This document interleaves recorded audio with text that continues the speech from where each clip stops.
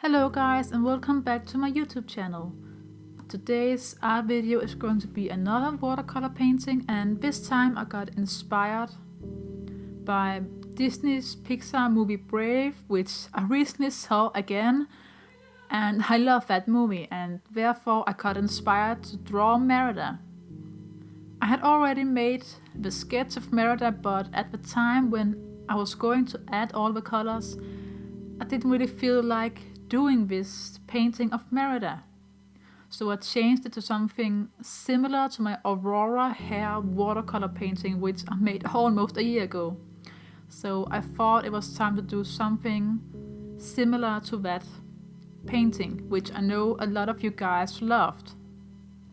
So I kept the basic shapes of the sketch of Merida, but I changed the hair so I would make some kind of landscape instead of just normal hair. And I decided to make some kind of forest in her hair, and I used a lot of beautiful blue colors, and I decided to also use some kind of soft red pink color instead of a lot of dark colors like my old Aurora hair watercolor painting. I wanted something a little bit more light, and I thought that this soft red pink color would match perfect with all these beautiful different blue colors. And also I think this color combination was a very good match for the girl's very pale skin tone and her very soft pink makeup, which you'll see later in the video. And all of these hair strands I'm making right now, they took forever to make, but it was totally worth it. I really loved the effect it got, all of these different hair strands in different sizes, different directions, sizes, and it really looked good at the end. And now I'm just adding the first trees. I'm working from light to dark, so I'm painting the lightest trees first, and then I will make them darker and darker. And remember, if you want to do something like this yourself, remember to let each layer dry before you add more trees. Otherwise the color will, it will float out in the sky and it won't look very good. So remember to let each layer dry before making another tree.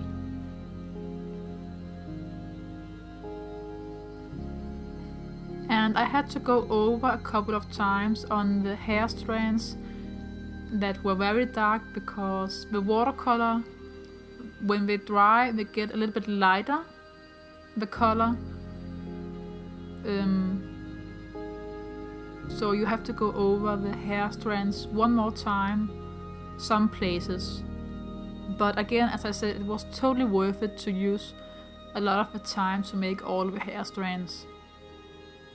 And I'm just shading the face, and again, as with trees, I'm working from light to dark. I prefer to make a lot of working from the light to dark, with especially on the face with all the shadows.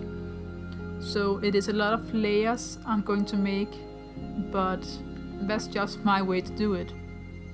I don't feel very comfortable using very dark colors to shade with in the beginning.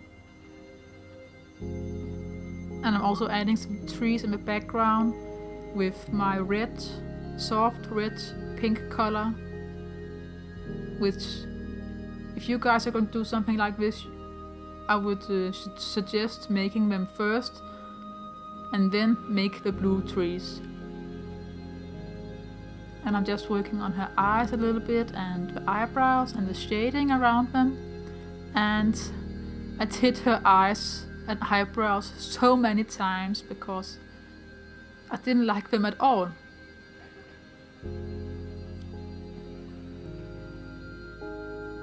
And here you can see I skipped a part of the eyes because I have a bad habit of leaning over my artwork when making especially the eyes and eyebrows, because there's so many little details to do. So I removed those clips because I didn't think you guys would like to watch my head instead of the work in progress of the painting, so I removed those clips.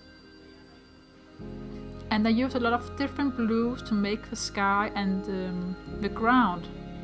I think it adds a lot more dimension to the artwork when using a lot of different colors and tones of colors. You can see on my test paper on the right side there's a lot of different blue colors, and I used almost all of them in the painting. I think it looks better than just using one blue color. But then again, it's my personal opinion, and if you prefer to just use one color, go ahead and do it.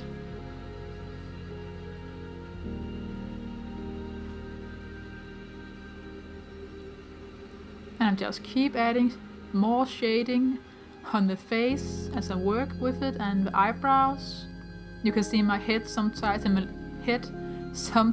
the left corner. But I've got better since I started recording my painting progress. And now I'm just making the stars. As usual, I'm using my white gouache from Winsor mixed with water, and it is such a simple technique, but the final result is just stunning and beautiful, and it's something everybody can do. I actually learned this trick from one of my students when I worked as I'm not sure what the name is, a substitute.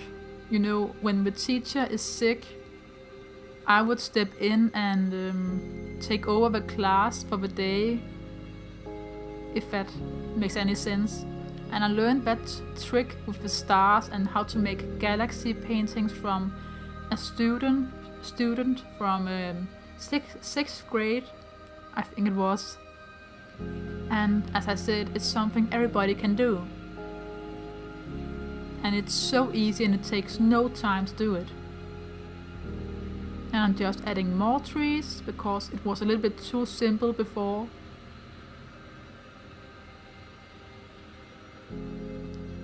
And adding more and more shading on the face. But you can maybe see here that it keeps getting better. Oh, and here I tried to add white eyelashes to her eyes, but it looked terrible. So I quickly removed the paint before it got time to dry.